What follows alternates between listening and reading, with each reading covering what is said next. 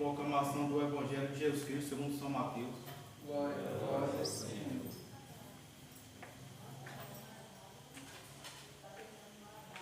Jesus saiu daquela região e voltou para perto do mar da Galileia. Subiu uma colina e sentou-se ali. Então numerosa multidão aproximou-se dele, trazendo consigo mudos, cegos, coxo, aleijado e muitos outros enfermos. Puseram-nos aos seus pés e ele os curou, de sorte que o povo estava admirado ante o espetáculo dos mudos que falava, daqueles aleijados curados e de coxo que andava, dos cegos que viam, e glorificava a Deus, ao Deus de Israel. Jesus, porém, reuniu os seus discípulos e disse-lhe: tenham piedade dessa multidão, eis que há 3 dias está perto de mim, e não tem nada para comer.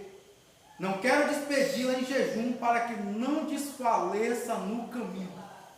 Disseram-lhe os discípulos: de que maneira procuremos nesse lugar deserto pão bastante para saciar tal multidão? Perguntou-lhe Jesus: quanto pão tem? 7 e alguns peixinhos.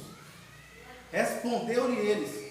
Mandou a multidão assentar-se no chão, tomou os 7 pães e os deixou e os abençoou. Depois o partiu e deu aos seus discípulos, que o distribuiu à multidão. Todos comeram e ficaram saciados, e dos pedaços que restaram encheram 7 cestos. Palavra da salvação. Glória a vós, Senhor. Palavra sobre o Evangelho, respeito do nosso pecado, com Deus, a vida eterna. Amém.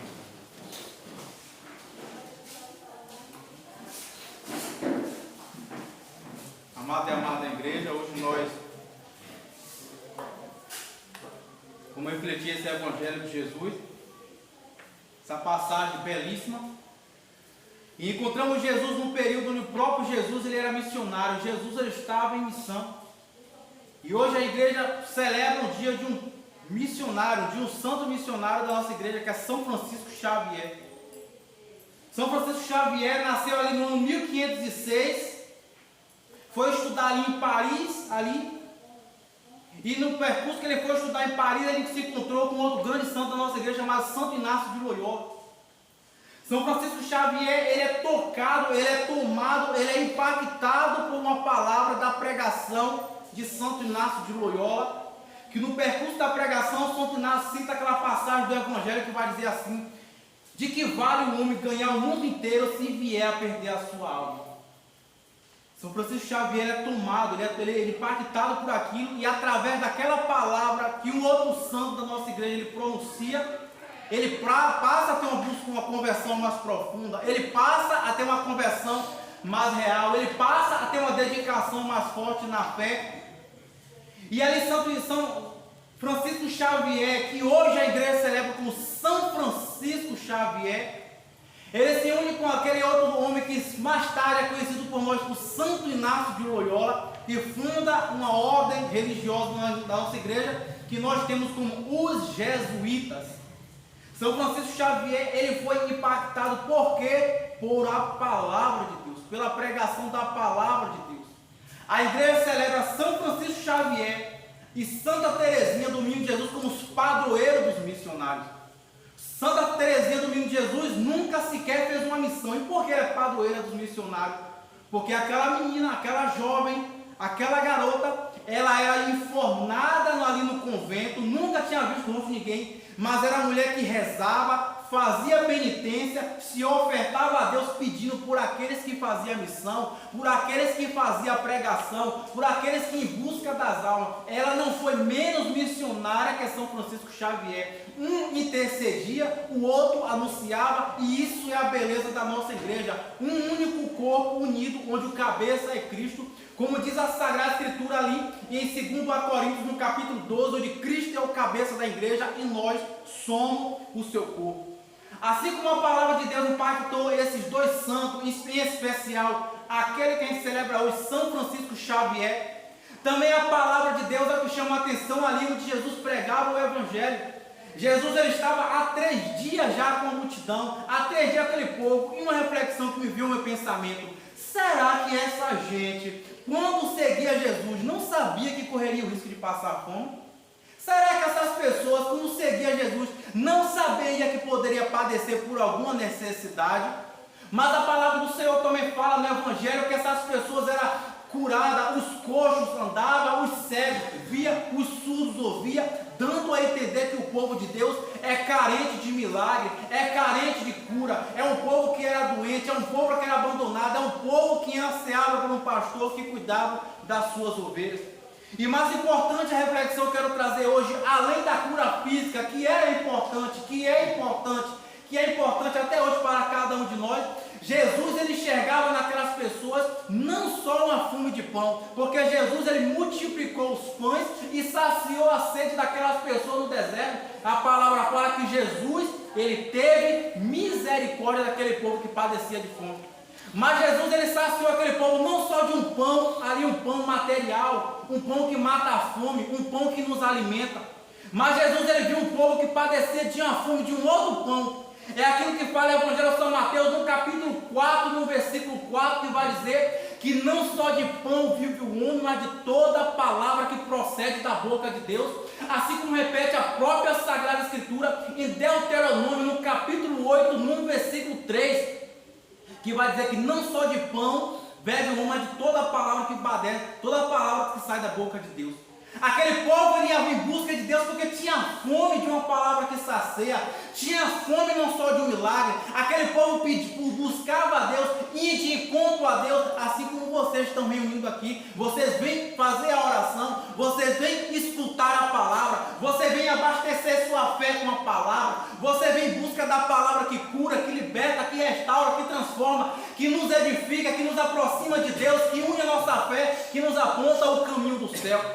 Jesus naquele deserto ele não saciou só a fome das pessoas de pão, mas as pessoas quando partiram em busca de Jesus sabia que podia padecer da fome de pão, mas as pessoas ainda assim seguiam Jesus porque existe algo muito mais especial do que uma fome passageira, uma fome material, uma fome que alimenta o nosso estômago, nossa carne, nosso interior. É uma fome da palavra de Deus, é uma fome da palavra viva. A mulher samaritana no Evangelho de São João, no capítulo 4, entendeu isso. Jesus ele vai no horário de meio-dia para ir buscar água no poço. Jesus sabia que aquele era o único horário que aquela mulher que tinha má fama ia buscar água no poço. Jesus de repente pede ali água a uma mulher que era uma samaritana. O povo samaritano, ele não falava com o povo judeu, ele tinha uma rixa com o povo judeu. Quando Jesus de repente ele vai em direção àquela mulher, Jesus pede água àquela mulher se assusta, aquela mulher ela se choca.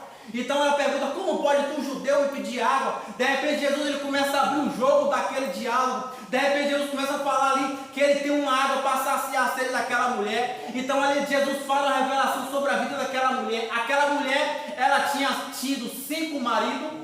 Aquele que ele tinha naquele momento não era marido dela. E Jesus ali simbolizava o 7º marido como o número da perfeição. Como aquela mulher que teve um encontro com Cristo, como Cristo que prometeu a ela uma água, não uma água material que bebia no outro dia ter sede, mas uma água daquele que bebesse jamais a ter sede. Assim como Jesus saciou aquela mulher com uma água que nunca mais ia ter sede, Jesus ali para aquela multidão, ele pregava não só sobre um pão material, mas a palavra de Deus que é viva e era um pão espiritual. E Jesus, assim como pregava naquele tempo, assim foi São Francisco Xavier, como comecei a introdução dessa pregação, que também foi impactado, foi convertido por uma palavra, e a palavra que converteu São Francisco Xavier, que hoje é o dia santo de São Francisco Xavier, que tocou o coração dele, foi que adianta o homem ganhar o mundo inteiro se vier perder a sua alma.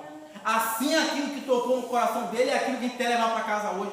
É importante que a gente plante a roça de ramo, é importante que a gente busque dinheiro, é importante que a gente trabalhe, é importante que a gente cuide do mundo lá fora, é importante que a gente namore, que a gente casa, que a gente tem filho, que a gente vai para a casa da mãe, do pai, do vizinho. É importante que a gente faça todas as coisas, mas muito mais importante é buscar a salvação da nossa alma. Você pode conquistar carro, você pode conquistar a fazenda, você pode ser milionário, mas se você não conquistar a salvação da sua alma, você não fez nada. Porque a vida é passageira, céu e inferno é eterno. Santo Afonso Maria de Ligório, santo bispo e doutor da igreja, vai falar que por causa de prazeres passageiros se sofre aquilo que é eterno. Então é preciso que a gente desperte na fé para o tempo que vivemos. Desperte na fé para aquilo que a liturgia traz para cada um de nós hoje. Desperte na fé aquilo que tocou São Francisco Xavier, alcance nosso coração. Aquilo que Jesus pregou no deserto, alcance nosso coração. Que não é somente que a gente deve lembrar, que não só do dia a dia nós devemos buscar as coisas materiais, como Jesus não saciou também aquele povo de uma fome,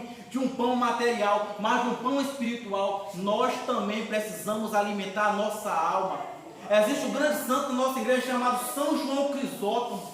São João Crisóstomo vai dizer assim como o alimento alimenta a nossa carne, a oração alimenta a nossa alma. Santa Teresa d'Ávila vai dizer que não reza se atira ao inferno sem a ajuda dos demônios. Santo Afonso Maria de Igório, que é santo bispo e doutor da igreja, vai dizer que quem reza se salva e quem não reza se condena.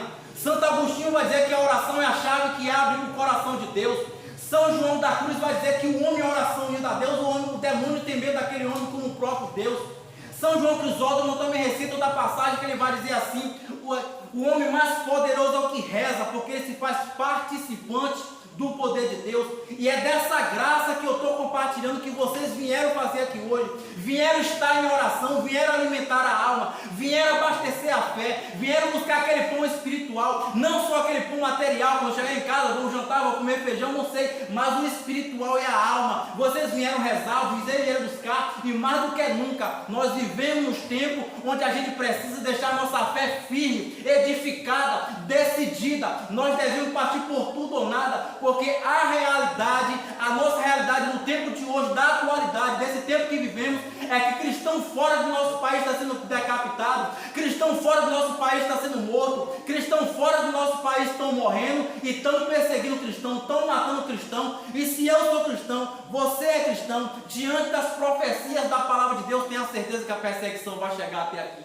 E como está a tua fé? Como está a tua alma? Você tem alimentado sua alma? Você tem preparado sua fé? Você tem se dedicado a buscar a Deus? Você tem vivido uma vida com Deus? Porque o dia de amanhã pertence a Ele. Estamos aqui agora, não sabemos o dia de amanhã.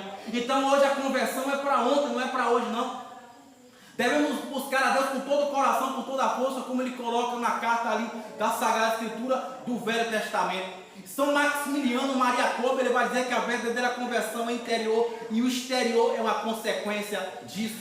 Assim como Jesus, ele saciou aquele povo, ele quer saciar esse povo que está aqui diante de mim hoje. Ele quer trazer uma palavra de esperança, uma palavra de fé. E mais importante disso, vai chegar um tempo de Deus, ele vai querer um povo fiel, um povo que pague o preço de amar ele até as últimas consequências.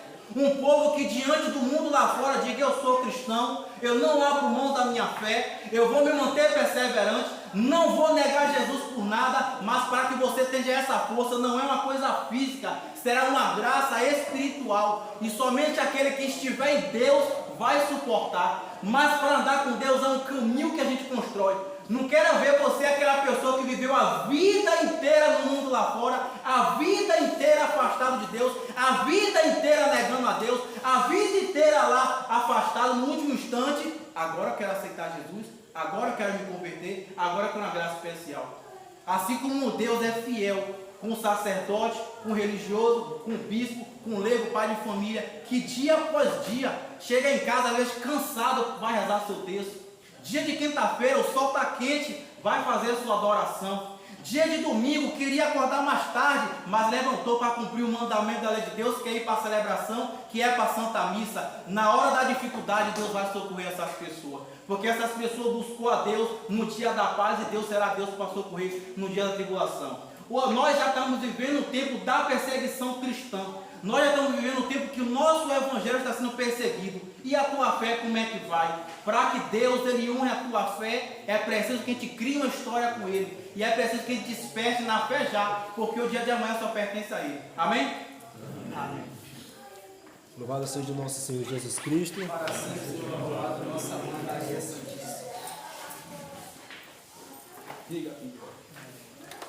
Oferecimento. Divino Jesus, nós